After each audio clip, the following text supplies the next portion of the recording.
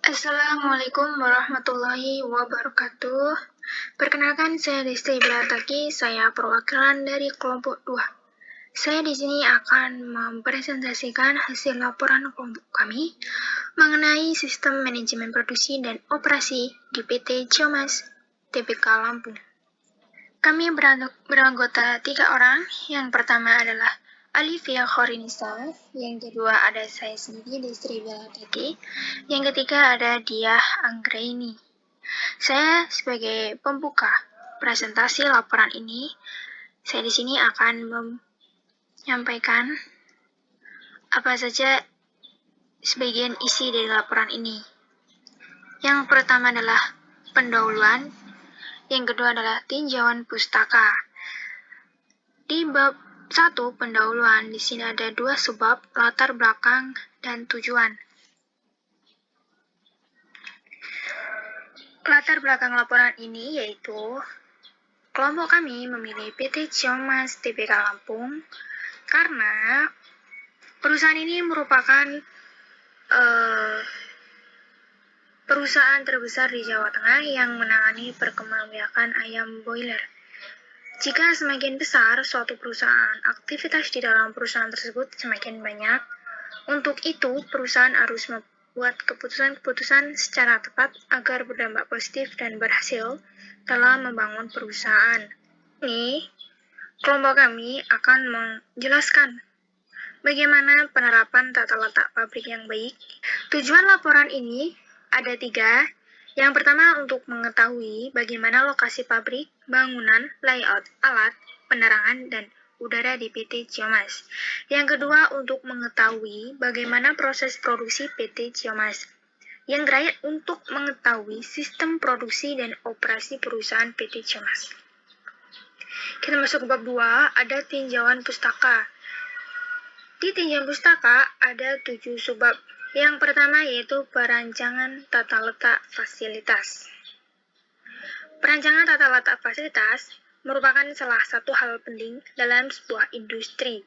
Menurut Tanjung dan Harimansyah, tata letak fasilitas merupakan salah satu faktor yang memiliki peran penting dalam peningkatan produktivitas suatu perusahaan dalam melakukan kegiatan produksinya. Maka dari itu, untuk memulai suatu bisnis dalam suatu perusahaan, yang kita harus lihat adalah perancangan tata letak fasilitas. Jika lengkap, maka produksinya akan berjalan dengan baik. Jika kurang lengkap atau bahkan ada kendala sedikit, maka kemungkinan akan tidak berjalan dengan baik. Yang kedua yaitu perencanaan produksi. Dalam perencanaan produksi, ada beberapa hal penting di dalamnya. Yang pertama, untuk menentukan tujuan-tujuan itu sendiri. Yang kedua, agar tujuan-tujuan itu diintegrasikan. Yang ketiga, ada pengawasan. Menyatakan bahwa perencanaan itu mengandung beberapa aspek, yaitu penentuan tujuan yang akan dicapai, memilih dan menentukan cara yang akan ditempuh dari semua alternatif yang mungkin dipilih. Yang ketiga, usaha-usaha atau langkah-langkah yang akan ditempuh dari semua alternatif. Perencanaan produksi juga dapat didefinisikan sebagai proses untuk memproduksi barang-barang pada suatu periode tertentu sesuai dengan yang diramalkan atau dijadwalkan. Yang ketiga, ada tujuan. Tujuan dari perencanaan untuk mencapai tingkat keuntungan dari suatu perusahaan. Semakin baik perencanaan yang diputuskan, maka akan semakin besar keuntungan yang diraih. Yang keempat, ada jenis-jenis perencanaan produksi. Yang pertama ada produksi jangka panjang. Yang kedua ada jangka menengah. Yang ketiga ada jangka pendek. Manfaat perencanaan produksi. Yang pertama, bagi konsumen. Ada beberapa manfaat bagi konsumen. Yang pertama, harganya lebih murah, kualitas lebih unggul, ketepatan waktu penyelesaian. Dan untuk manfaat bagi produsen ada 2. Yang pertama, kemantapan dalam kesempatan kerja. Dan yang kedua, perbaikan kondisi kerja. Selanjutnya, dalam melakukan suatu bisnis perusahaan produk yang perlu diperhatikan ada juga perencanaan pabrik. Perencanaan pabrik merupakan langkah awal jika seseorang akan mendirikan perusahaan atau pabrik.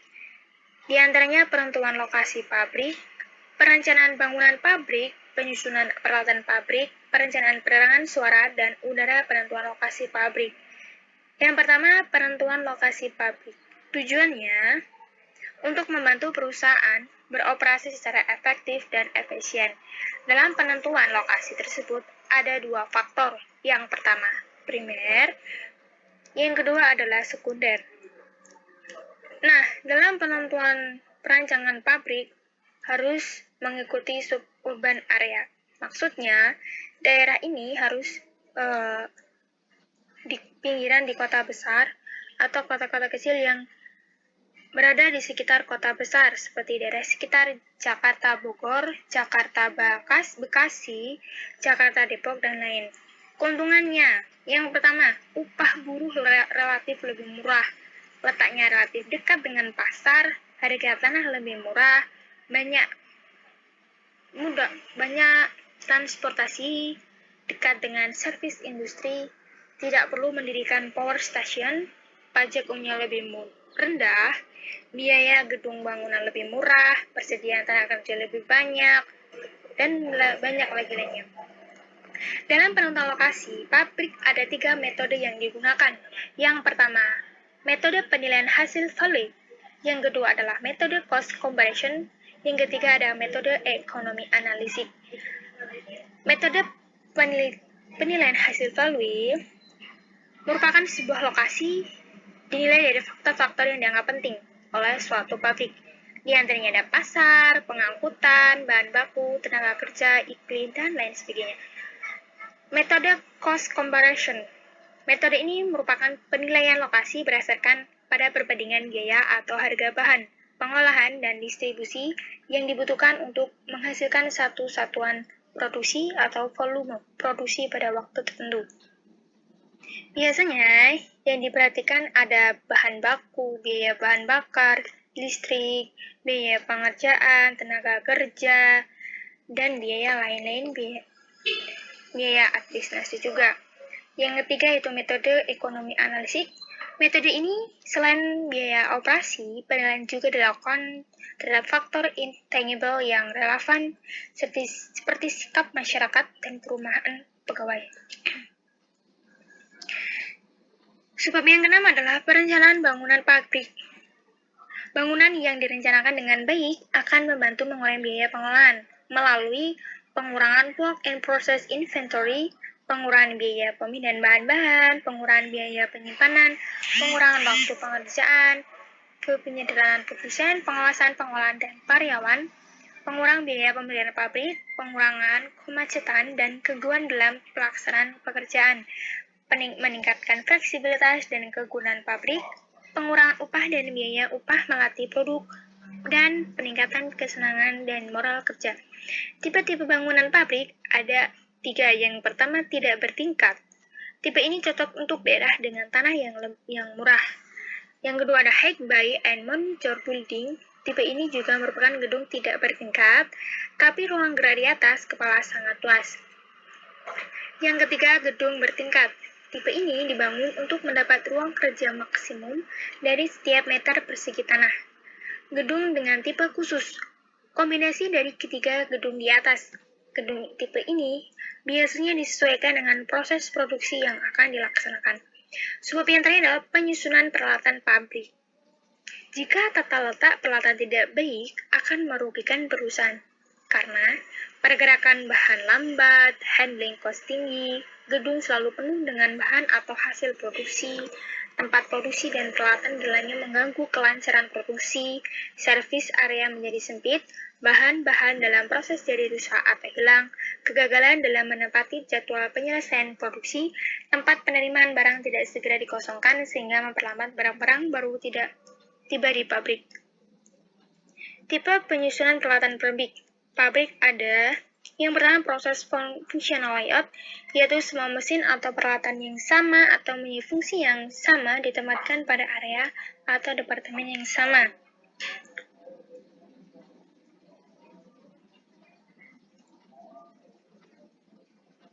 Yang kedua ada product layout atau flow line layout. Mesin-mesin atau fasilitas diatur menurut urutan yang dibutuhkan untuk menghasilkan suatu produk. Biasanya digunakan pada industri yang menghasilkan produk secara massal dan harganya terstandarisasi. Untuk mengatasi kerugian, maka perusahaan dapat mengkombinasikan keduanya.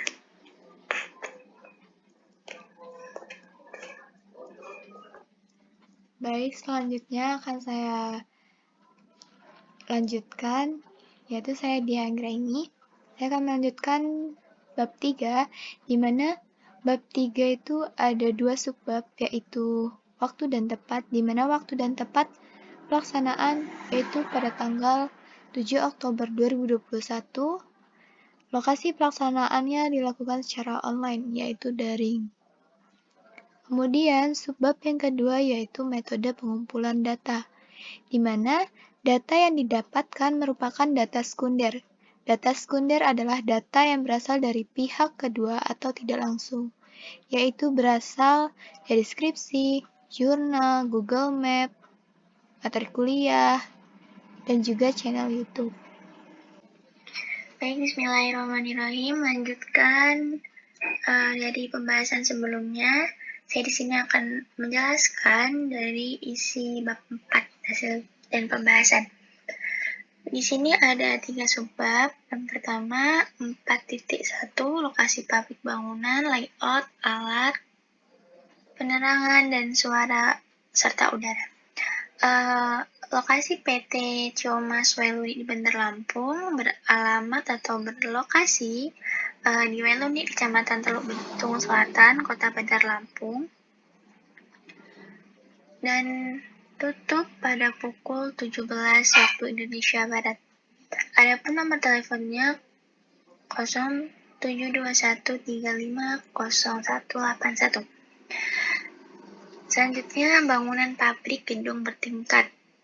Jadi, bangunan pabrik di PT Ciomas ini mempunyai tipe yaitu multi-story atau gedung bertingkat. Tipe itu dibangun untuk mendapatkan ruang kerja maksimum dari setiap meter persegi tanah. Adapun layout alat atau penataan atau penyusunan peralatan berupa mesin-mesin, di sini ada tipe layout atau produk layout.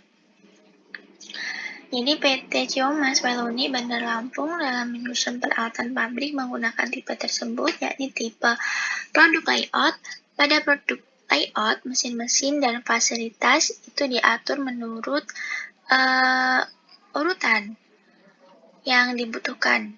Hal itu untuk menghasilkan suatu produk. Tata letak ini biasanya digunakan dalam industri-industri yang menghasilkan produksi. Seperti halnya di PT Ciomas itu, output itu menghasilkan berupa suatu barang yang nantinya akan dijual ke customer dan kemudian akan dikonsumsi. Outputnya itu berupa frozen food atau makanan dalam bentuk beku.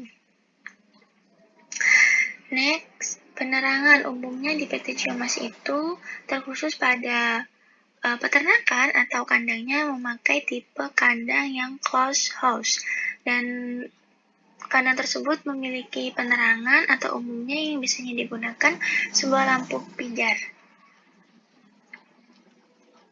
Next, suara. Pada PT Ciomas Weluni Bandar Lampung, relatif suara yang ada di PT tersebut terdengar sangatlah tenang, karena mengetahui pada PT tersebut memproduksi sebuah frozen food dan input yang digunakan berupa ayam segar. Jadinya jika keadaan di suatu kandang dan proses manufacturing atau agroindustrinya itu sangat berbeda, di mana suara yang ada di peternakan khususnya itu relatif dengan suara tenang untuk menghindari ayam tersebut merasakan stres. Udara.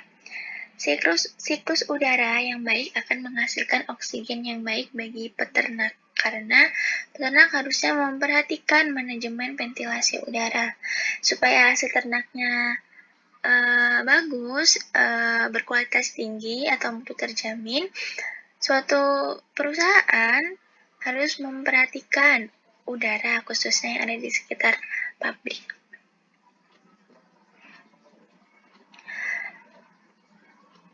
Kita berganti di subbab 4.2, yakni proses produksi. Manajemen produksi di PT Ciumas Adi Satwa dapat diklarifikasikan menjadi tiga segmen. Yang pertama, penanganan ayam sebelum pemotongan. Kedua, penanganan ayam saat pemotongan. Keempat, yakni penanganan ayam setelah pemotongan. Ketiga, dan ada tambahan yakni proses atau alur distribusinya. Baik, penanganan ayam sebelum pemotongan itu pertama, sebelum pemotongan ditangani oleh Departemen Purchasing Live Bird atau Departemen Pemotongan Ayam yang bertanggung jawab untuk memastikan hal tersebut. Yang pertama, ayam diperiksa kesehatannya. Yang kedua, hanya ayam yang sehat yang akan dikirim ke RPA. RPA itu adalah sebuah proses di mananya itu akan menangani suatu ayam untuk dipotong. Yang ketiga, ayam ditransformasikan dengan baik sampai ke RPA. Baik, sampainya di RPA, penanganan selanjutnya adalah sebagai berikut. Yang pertama, tahap penerimaan ayam. Guna untuk memastikan ayam yang diterima adalah ayam yang sehat, berkualitas, sesuai dengan standar. Yang kedua, ayam dipaksa dengan cara disemprot menggunakan suatu cairan atau disinfektan kalau bahasa kita. Di tempat tunggu ayam sekitar 30 menit. Jadi, di proses yang kedua ini atau di tahap penerimaan ayam ini, ayam diberi cairan dan ditunggu atau didiamkan selama 30 menit. Gunanya untuk apa? Untuk memastikan ayam itu benar-benar segar, benar-benar fresh dan tidak stres ketika proses pemotongan. Yang ketiga, ada hacking atau penimbangan ulang. Jadi habis ayam itu disemprot, itu ditimbang teman-teman, supaya untuk mengetahui susut atau beratnya ayam dari perjalanan menuju RPA tersebut. Kemudian yang B itu penanganan ayam saat pemotongan. Jadi yang tadi sebelum dan yang ini adalah saatnya, sesi di mana ayam itu dipotong. Penanganan ayam saat pemotongan adalah sebagai berikut. Yang pertama, ayam digantung kakinya melalui proses pemingsanan sesuai anjuran MUI atau Majelis Ulama Indonesia, animal welfare. Jadi ini adalah suatu proses di mana ayam itu dipotong atau bisa disebut dengan rumah pemotongan ayam secara massal.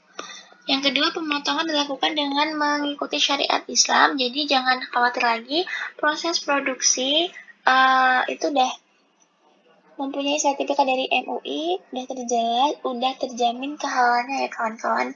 Pada proses ini kita menggunakan proses mengikuti syariat Islam, pemotongan yang halal, dan dilakukan oleh penyembelih yang sudah mendapat sertifikasi potong oleh LPPOM MUI. Baik, yang sub ketiga yakni penanganan ayam setelah pemotongan. Jadi setelah ayam dipotong, ada proses pemotongan ayam, maka tahap selanjutnya adalah sebagai berikut. Yang pertama, bleeding time atau penurunan darah. Untuk membiarkan darah keluar sampai habis, proses ini berlangsung selama kurang lebih 2 menit. Yang kedua, ayam dicelupkan ke dalam scalder, tempat penampungan panas. Ini bertujuan dengan ini menggunakan suhu sekitar 60 derajat Celcius. Yang ketiga, proses pencabutan bulu menggunakan mesin. Jadi pada PT Ciumas ini tidak membersihkan ayam atau mencabut bulu ayam itu sudah memakai cara modern ya kawan, tidak manual seperti ditangani oleh manusia atau tenaga kerja itu sendiri.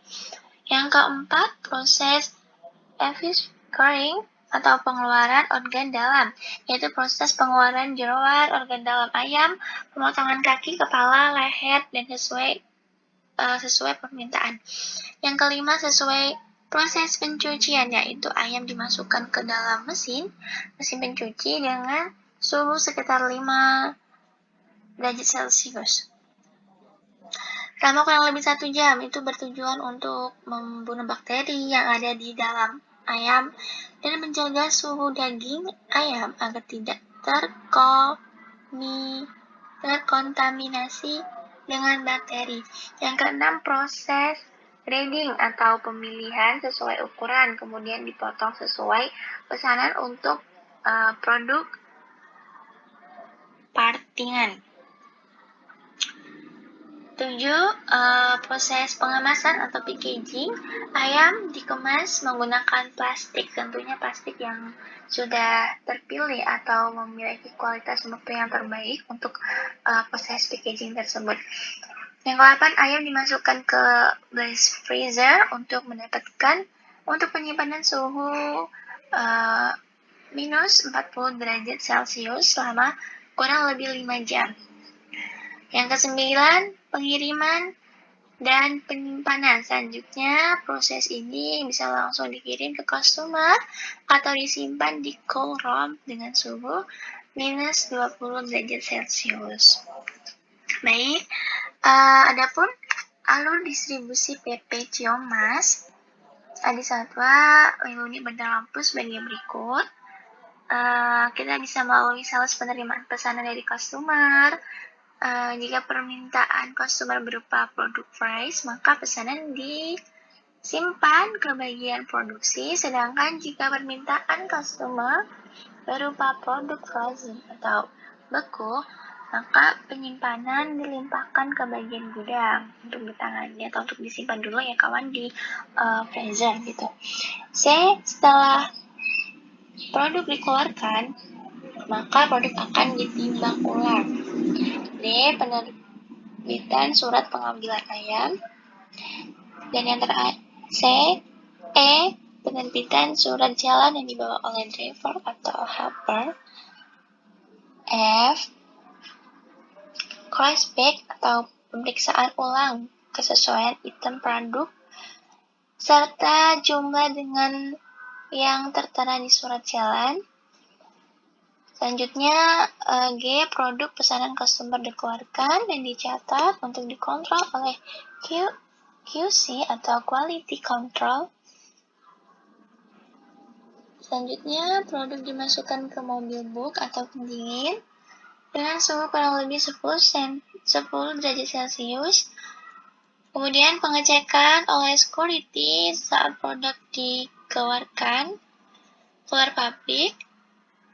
Kemudian yang terakhir, ini teman-teman, sampai ke customer, produk diturunkan, digunakan troli sesuai surat jalan.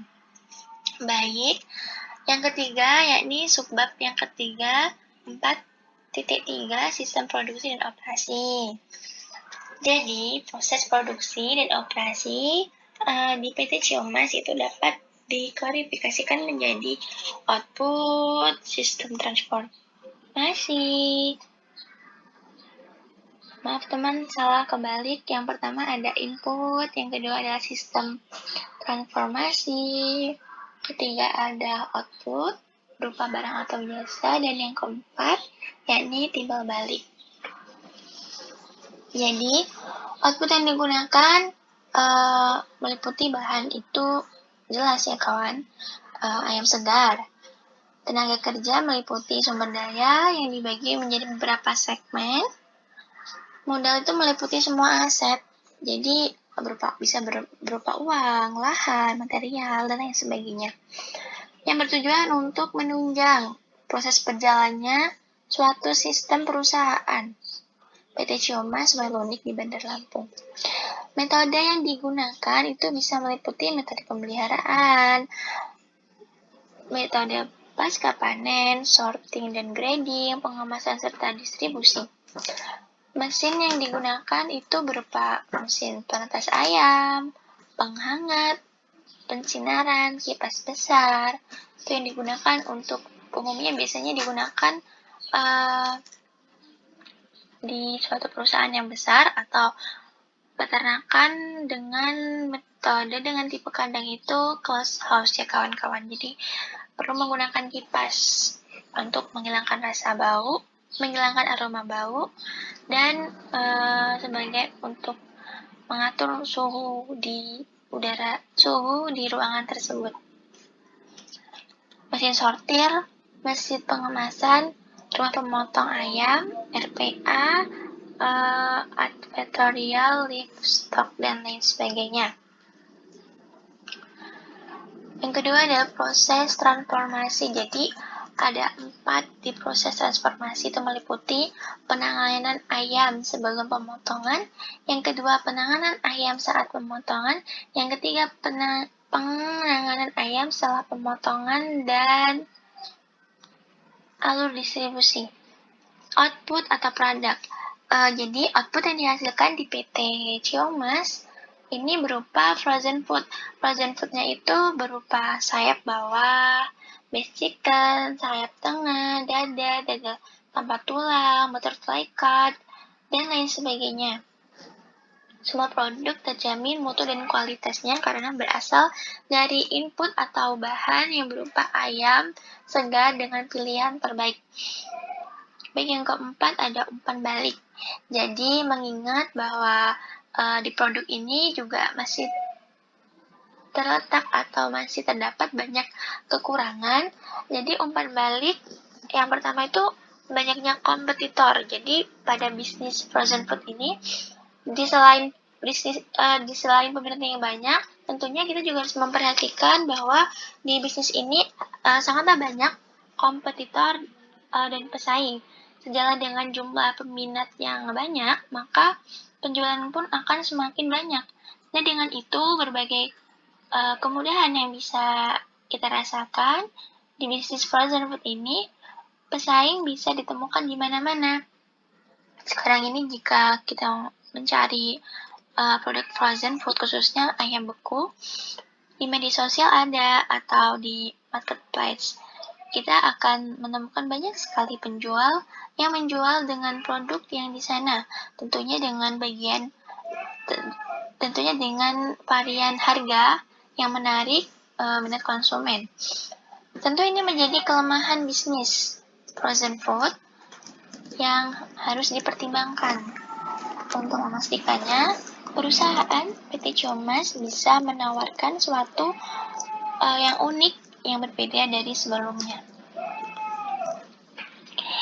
Yang kedua, produk ini tuh masih bergantung pada mesin freezer. Jadinya sesuai dengan nama, itu frozen food. Kelemahan bisnis frozen food itu selanjutnya adalah produknya yang tergantung pada mesin freezer. Namanya juga makanan beku, sudah pastilah ya kawan-kawan, kita harus selalu menyimpan dalam keadaan yang beku. Karena kalau tidak, akan sama nasibnya dengan makanan lainnya, yaitu mudah basi. Nah, untuk itu, mesin freezer sangatlah dibutuhkan atau menjadi suatu prioritas atau suatu bagian yang vital untuk menjaga kualitas dan kuantitas bisnis frozen food ini. Yang ketiga, ada kelemahan, yaitu berupa tidak bisa berjalan tanpa pasokan listrik. Jadi sesuai atau kesinambungan dengan poin yang nomor 2, bahwa bisnis frozen food ini masih tergantung gitu pada mesin freezer. Jadinya di setiap rumah tangga itu kita tidak bisa mewajibkan ya, kita tidak bisa memungkiri bahwa ekonomi atau keadaan sosial di rumah tangga tersebut itu bagaimana, maka tidak bisa memaksa. Selain kita memiliki mesin freezer, kelemahan bisnis frozen food juga terletak pada keadaan aliran listrik yang memadai. Terlebih bagi biasanya daya yang dibutuhkan itu juga terbilang sangatlah besar untuk daya untuk menghidupkan atau menyalakan mesin freezer atau bisa kita sebut dengan kulkas, dan tidak semua rumah tangga atau daerah itu memiliki daya listrik yang kuat untuk menopang mesin freezer tersebut, kawan. Baik, yang keempat, tidak ada kepastian kapan produk akan habis. Karena sifatnya yang beku, karena yang sifat beku tersebut, kita tidak bisa memastikan kapan itu produk kita itu akan terjual dengan semestinya atau terjual dengan cepat, atau middle low kah, atau middle right kah, atau middle high kah.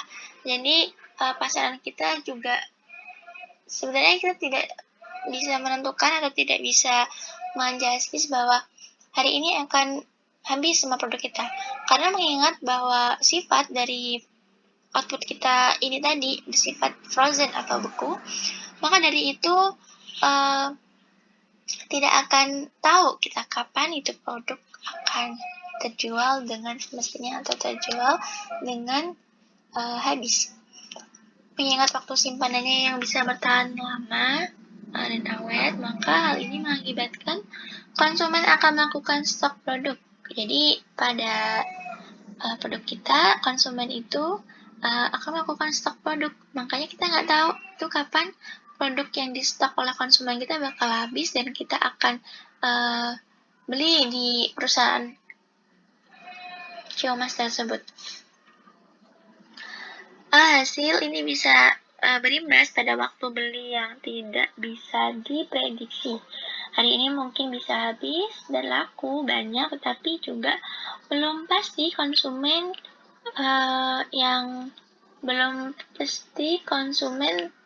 akan membeli dengan sama. Jadi kelemahan bisnis frozen food yang lainnya adalah waktu beli konsumen yang tidak bisa diprediksi untuk membuat orderan sepi. Itu adalah salah satu kelemahan juga ya kawan-kawan. Yang kelima, sebagian besar produk frozen food hanya junk foods. Di samping kelemahannya yang praktis, akan tetapi rata-rata produk makanan ini atau produk makanan beku itu termasuk junk food karena pengolahannya bisa membuat kandungan nutrisi asli makanan itu rusak atau hilang. Karena beku tadi kawan-kawan, yang masih menjadi pertimbangan beberapa orang untuk membeli produk makanan tersebut. Kelemahan bisnis ini bisa diakali dengan menghadirkan produk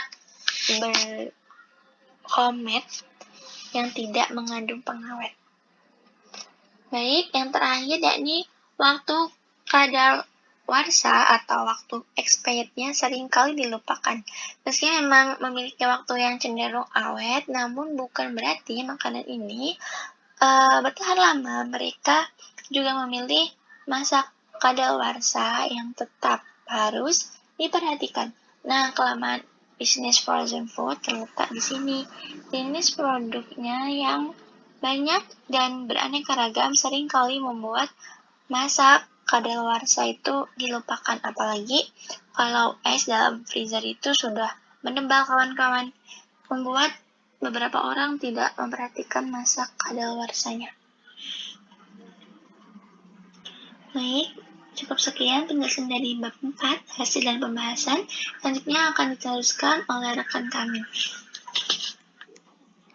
Baik, saya akan melanjutkan di bab kelima, yaitu kesimpulan. Untuk kesimpulan dari hasil pembahasan di atas, yang pertama, PT Siomas Aditama Tbk Lampung merupakan anak perusahaan dari PT Java Tbk.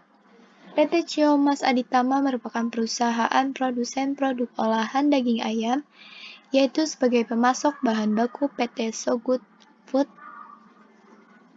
PT Siomas Aditama Tbk Lampung berlokasi di Wailuni, Kecamatan Teluk Betung Selatan, Kota Bandar Lampung, Provinsi Lampung. Tipe bangunan perusahaannya yaitu bangunan pabrik gedung bertingkat atau multistori. Untuk bangunan ini dibangun dengan bentuk gedung bertingkat atau multistori itu untuk mendapatkan ruang kerja maksimum dari setiap meter perseginya. Kemudian untuk penyusunan layout peralatannya yaitu menggunakan tipe produk layout, yaitu penyusunan mesin-mesin dan fasilitasnya diatur menurut urutan yang dibutuhkan untuk menghasilkan suatu produk. Kemudian penerangan yang digunakan di PT Cio Mas Aritama Tbk Lampung adalah menggunakan penerangan lampu pijar terkhusus di dalam kandang closed house atau tertutup. Suara yang ditimbulkan dari PT Cio Mas Aritama Tbk Lampung ini terdengar tenang atau ya tidak terlalu bising seperti pabrik-pabrik yang lainnya. Dikarenakan PT Cio Mas ini memproduksi frozen food dan inputnya itu yang digunakan adalah ayam yang dipelihara di PT Cio Mas tersebut gitu. Jadi sehingga keadaan suara di pabriknya itu tuh harus tenang gitu untuk menghindari stres pada ayam peliharaannya, yaitu ayam broiler gitu. Kemudian untuk sirkulasi udaranya itu baik. Di pabrik PT Cio Mas Aditama ini menggunakan ventilasi udara untuk menjaga kesehatan dan kenyamanan bagi ternak dan juga kesehatan dan kenyamanan bagi para tenaga kerjanya. Itu. Kemudian yang kedua yaitu proses produksi PT Cio Mas Aditama Tbk Lampung dibagi menjadi 3 sesi, yaitu penanganan ayam sebelum pemotongan, penanganan ayam saat pemotongan, dan penanganan ayam setelah pemotongan.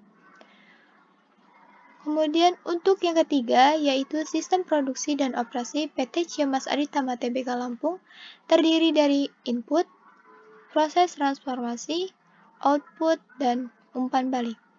Untuk inputnya yaitu terdiri dari bahan baku yang berupa daging ayam segar, yaitu daging dari ayam yang diternak oleh PT Cio Mas tersebut. Kemudian ada tenaga kerja, modal seperti uang, lahan, material, dan lain sebagainya. Dan juga ada metode atau mesin-mesinnya tersebut. Kemudian proses transformasinya terdiri dari penanganan ayam sebelum pemotongan, penanganan ayam saat pemotongan, penanganan ayam setelah pemotongan, dan alur distribusi. Kemudian untuk output atau produk yang dihasilkan yaitu berupa frozen food seperti sayap bawah, base chicken, sayap tengah, dada tanpa tulang, butterfly cut, setengah dada boneless, ampela, hati, ceker ayam, dan lain-lain sebagainya. Kemudian yang terakhir yaitu umpan balik. Sudah.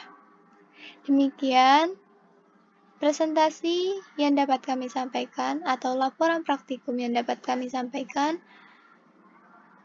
di PT Cio Mas Aritama Tbk Lampung. Kurang dan lebihnya kami mohon maaf, kepada Allah kami mohon ampun. Kami akhiri, wassalamualaikum warahmatullahi